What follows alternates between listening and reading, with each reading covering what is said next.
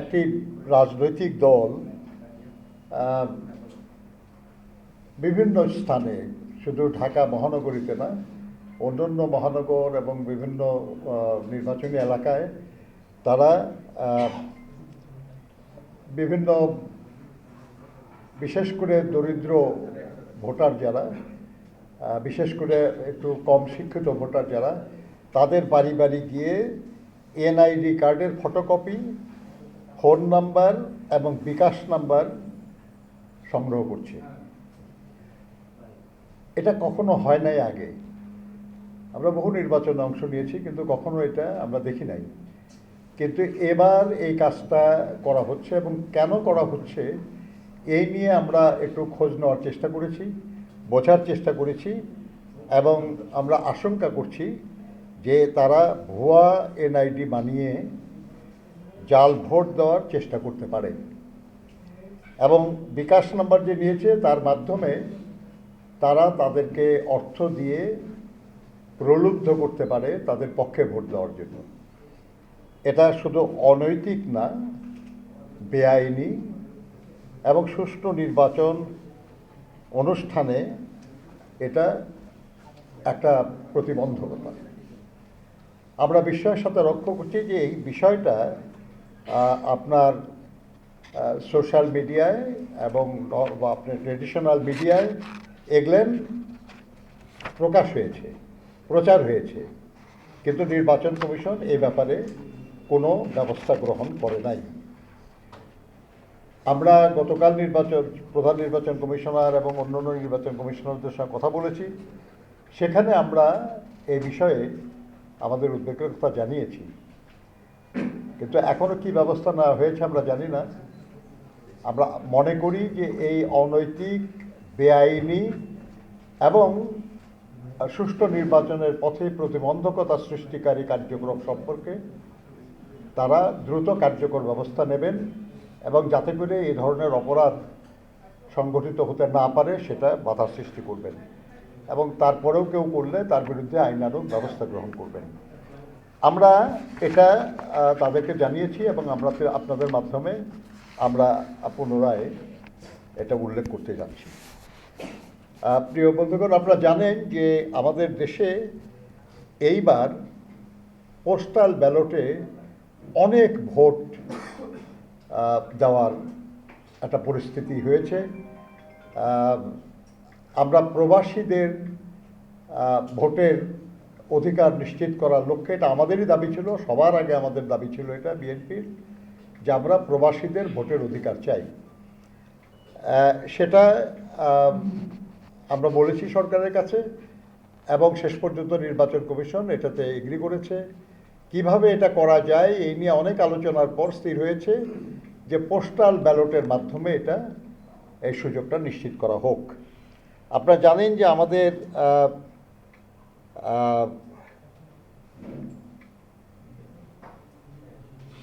নির্বাচনের জন্য postal vote এটা নিবন্ধন অনুমোদন দেওয়া হয়েছে 15,27,155 জনের। এর মধ্যে প্রবাসী আছেন 7,60,000-এর কিছু বেশি, বাকিরা দেশ থেকে নিবন্ধন করেছেন। এদের মধ্যে 6.25 লাখ সরকারি চাকরিজীবী, প্রায় 1,60,000 নির্বাচনী কর্মকর্তা, 10,000 আনসার ভিটিপির সদস্য এবং 6,000-এর কিছু বেশি কারাবন্দী। সব মিলিয়ে এই পরিমাণটা যদিও 1% মতো বা তার চেয়ে একটু বেশি, কিন্তু আপনারা এটাও জানেন যে পোস্টাল ভোটের সংখ্যা 10,000 বা তার বেশি এরকম আসন আছে অনেক, 5,000, 7,000 ভোট আরও অনেক আসনে আছে। ফলে এই ভোট কোনো কোনো ক্ষেত্রে নিয়ামক হতে পারে যে কোন প্রার্থী বিজয়ী হবে। ফলে এই ভোট যাতে কোনো কায়দা কৌশলের কারণে বিশেষ কারো পক্ষে না যায়, এটা দেখার দায়িত্ব ছিল নির্বাচন কমিশনের। কিন্তু আমরা বিস্ময়ের সঙ্গে লক্ষ্য করেছি যে নির্বাচন কমিশন থেকে প্রবাসী ভোটারদের জন্য যে পোস্টাল ব্যালট পাঠানো হয়েছে, আমাদের দেশের ভিতরে এখনো পাঠানো হয় নাই, কিন্তু প্রবাসীদের কাছে পোস্টাল ব্যালট পাঠানো হয়েছে। সেখান থেকে আমরা বুঝতে পেরেছি, জানতে পেরেছি সেটা হলো যে সেই ব্যালটের যে পেপার, সেই পেপারে 5টা কলাম করা হয়েছে এবং 14টা লাইন করা হয়েছে। নির্বাচনের বিষয়ে যে আইন আরপিও, সেখানে শুধুই এটা বলা হয়েছে যে জাতীয় সংসদ নির্বাচনে যে প্রতীকগুলির ব্যবহারের অনুমতি দেওয়া হয়েছে, এই সবগুলির প্রতীক পোস্টাল ব্যালটে ছাপানো থাকবে। কয়টা কলাম হবে, কয়টা লাইন হবে, এ সম্পর্কে কোনো দিক নির্দেশনা নাই। অর্থাৎ এটা পুরোটাই করেছেন নির্বাচন কমিশন। আমরা যখন নির্বাচন কমিশনকে বলেছি যে আপনারা এমনভাবে এই ব্যালট পেপারটা ছাপিয়েছেন যে তার প্রথম লাইনে দাড়িপাল্লা আছে, শাপলা কলি আছে এবং হাত পাখা আছে,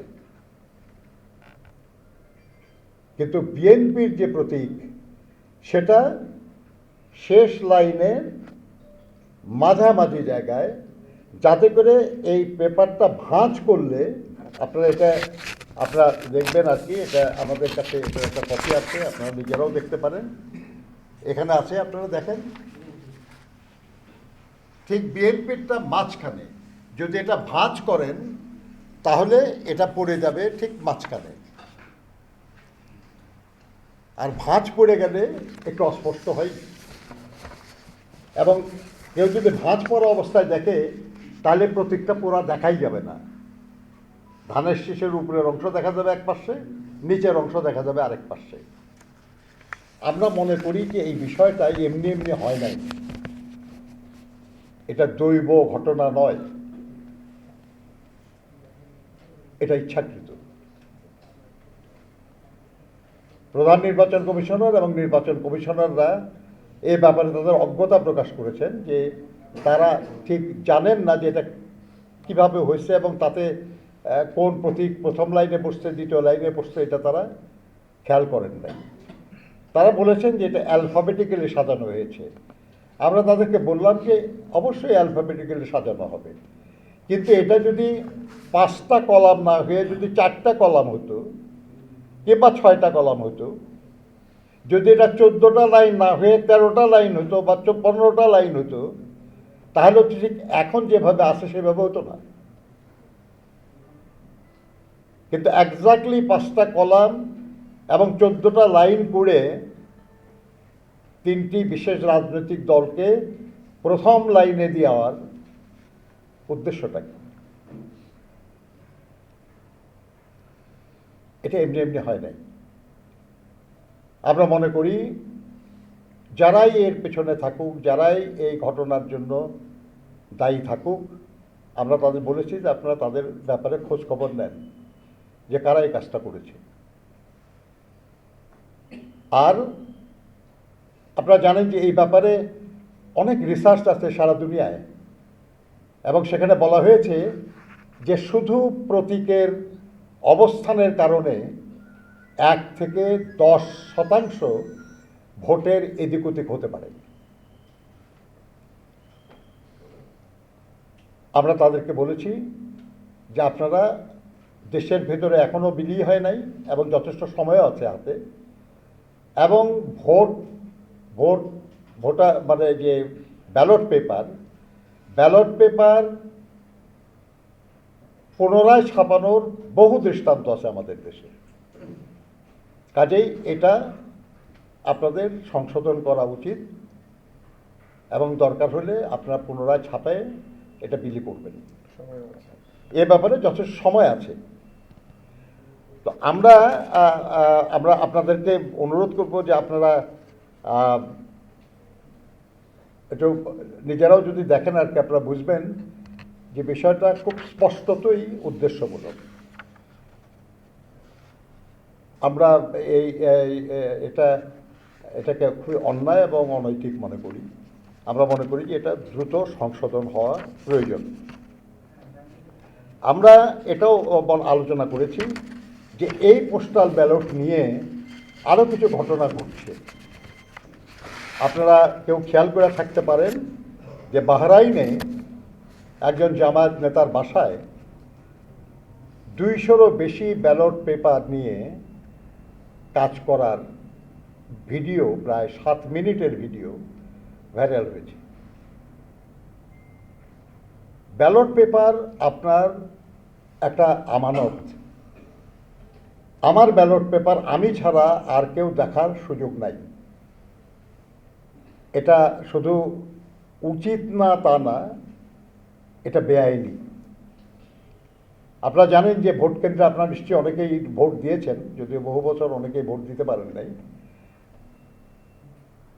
আপনি যে ব্যালট পেপারটা নেন, এই ব্যালট পেপার নিয়ে আপনি একটা এনক্লোজারের মধ্যে যান এবং সেখানে আপনি ব্যালট পেপার ভোট দিয়ে আপনি সেখানে বাক্সে ফেলে আসেন।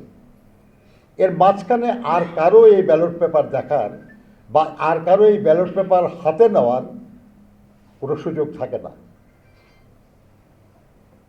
অথচ দেখা যাচ্ছে যে এক বাড়িতে অনেক ব্যালট পেপার নিয়ে তারা কাজ করছে। তাহলে ব্যালট পেপারের বা নির্বাচনে ভোট দেওয়ার যে স্বাভাবিক প্রক্রিয়া, যে ন্যায্য প্রক্রিয়া, যে আইনানুগ প্রক্রিয়া, সেটা ব্যাহত হলো। একই ঘটনা আমরা আজকেও পেয়েছি যে ওমানের একটা গ্যারেজে গাড়ির উপরে অনেকগুলো ব্যালট পেপার নিয়ে একজন কাজ করছে এবং যিনি করছেন তার নাম হুমায়ুন কবির এবং সেখানকার যারা বসবাস করেন তাদের জানিয়েছেন যে তিনি জামায়াতের কর্মী একজন। এসব ঘটনা অত্যন্ত উদ্বেগজনক এবং গতকালও আমরা শুধু বাহরাইনটা জানতাম, সেটা নিয়ে আমরা আলোচনা করেছি। আমরা নির্বাচন কমিশনকে বলেছি যে ব্যাপারে কার্যকর ব্যবস্থা আপনারা নেন। তারা বলেছেন যে তারা শুনেছেন এবং তারা এমবাসির মাধ্যমে খোঁজ নেওয়ার চেষ্টা করেছেন। সেখানকার যারা কর্মকর্তা ওই দেশের, তারা বলেছেন যে ইয়েস, এরকম একটা ঘটনা যে রিপোর্ট হয়েছে এটা সত্য এবং এটা অসত্য বলার কিছু নাই। আপনার এই ভিডিওটা দেখলে আপনারা পরিষ্কার বুঝবেন, একেবারে চেহারা স্পষ্ট এসছে এবং অসংখ্য ব্যালট পেপার তাদের টেবিলে, কেউ এটা হাতে নিয়ে কাজ করতেছেন, সবাই দেখতেছে আর কি। আমাদের ধারণা যে এই দুই জায়গায় এটা ধরা পড়েছে, কিন্তু এছাড়াও অন্যান্য দেশে এই একই কৌশলে ব্যালট পেপার নিয়ে এই ধরনের ছিনিমিনি খেলা হচ্ছে বা হতে পারে। আমরা নির্বাচন কমিশনকে অনুরোধ করেছি যে এটা বেআইনি কাজ এবং যারা এই বেআইনি কাজ করেছে খুব দ্রুত তাদের বিরুদ্ধে যদি শাস্তিমূলক ব্যবস্থা নেওয়া হয় তাহলে হয়তো অন্যরা সাবধান হবে, এই ধরনের অপরাধ নাও করতে পারে। তারা বলেছেন তারা এ ব্যাপারে উদ্যোগ নেবেন, কিন্তু আমরা জানি না যে কতটা উদ্যোগ তারা নেবেন এবং কি করবেন তারা। কিন্তু যদি না করা হয় আর যদি অন্যান্য দেশ থেকে এই ধরনের খবর আসতে থাকে তাহলে এই পোস্টাল ব্যালটের মাধ্যমে এই নির্বাচনের বিষয়টি প্রশ্নবোধক হয়ে যাবে, যেটা কোনো মতেই প্রত্যাশিত না। আমরা একটা সুষ্ঠু নির্বাচন চাই। আমরা চাই জনগণ এই নির্বাচনে আস্থা রাখুক এবং এই নির্বাচনের মাধ্যমে যে সরকার গঠিত হবে সেই সরকারও কোনো রকম কারসাজি করে ক্ষমতায় এসেছে এমন কোনো অভিযোগ না উঠুক। কিন্তু এই যে আপনার এনআইডি কার্ড নিয়ে, বিকাশ নাম্বার নিয়ে, এই যে আপনার পোস্টাল ব্যালট নিয়ে যে ঘটনাগুলি ঘটছে, এগুলো সবই অনৈতিকভাবে, বেআইনিভাবে নিজেদের পক্ষে অধিক ভোট সংগ্রহের অপচেষ্টা বলে আমরা মনে করি। আমরা শুধু নিন্দা জানাই না, প্রতিবাদ জানাই না, আমরা এই ধরনের ঘটনার সঙ্গে যুক্তদের শাস্তি দাবি করি।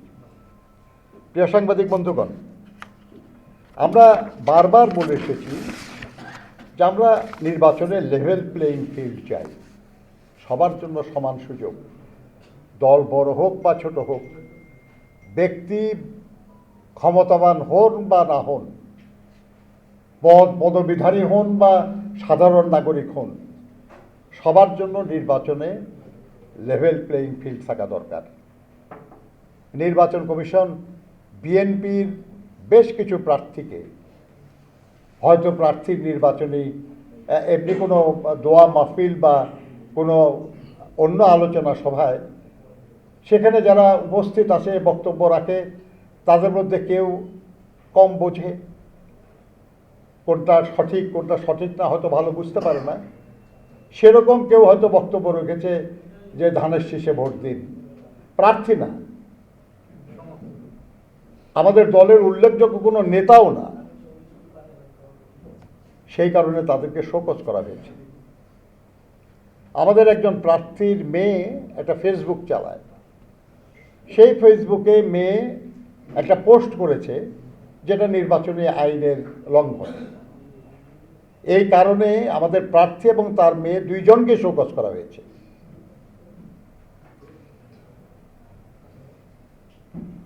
আমরা এটা মেনে নিতে পারি যদি আমরা দেখি আর কি যে সবার জন্য একই আচরণ করছে নির্বাচন কমিশন বা নির্বাচনী কর্মকর্তারা। কিন্তু আপনারা কিছু দৃশ্য দেখতে পাবেন এখানে যে অন্য দলগুলি একই আচরণ করছে না।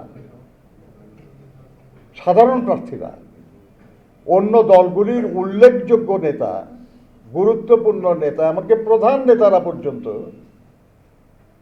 নির্বাচনের প্রচার চালিয়ে যাচ্ছেন। নির্বাচন কমিশন এবং নির্বাচনী কর্মকর্তাদের চোখের সামনে কোনো ব্যবস্থা নেওয়া হচ্ছে না। অথচ আপনারা জানেন যে আমাদের নেতা, আমাদের দলের চেয়ারম্যান, তিনি একটা ব্যক্তিগত সফরে দেশের উত্তরাঞ্চল যেতে চেয়েছিলেন। মৌলানা আব্দুল হামিদ খান ভাসানী, যিনি বাংলাদেশের রাজনীতির একজন প্রবাদ পুরুষ, রাজনীতিবিদদেরও নেতা, তার কবর জিয়ারত করা, 24-এর ছাত্র গণ অভ্যুত্থানের অন্যতম প্রধান শহীদ আমাদের আবু সাইদের এবং বিভিন্ন জেলার আরও যেসব শহীদরা শায়িত আছেন তাদের কবর জিয়ারতের মাধ্যমে তাদের স্মৃতির প্রতি শ্রদ্ধা জানানো, তার নানির কবর জিয়ারত করা, তার নিজের গ্রামের বাড়িতে যাওয়া এবং তার মা, যিনি গত 30শে ডিসেম্বর ইন্তেকাল করেছেন, তার জন্য কিছু দোয়া মাহফিলে অংশগ্রহণ করতে গিয়েছিলেন। পরিষ্কারভাবে বলা হয়েছিল যে এটা কোনো নির্বাচনী সফর না, রাজনৈতিক সফরও না। তিনি কোথাও কোনো রাজনৈতিক বক্তব্যও দেবেন না, কোথাও কোনো নির্বাচনী সমাবেশেও বক্তব্য রাখবেন না।